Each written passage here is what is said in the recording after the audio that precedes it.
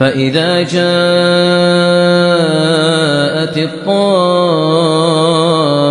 الكبرى يوم يتذكر الإنسان ما سعى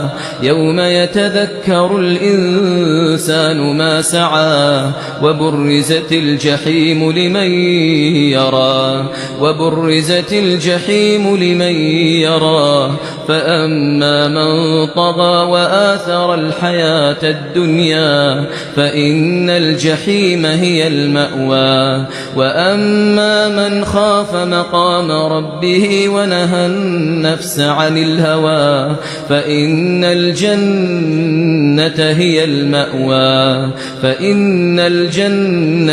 المأوى يسألونك عن الساعة أيان مرساها فيما أنت من ذكراها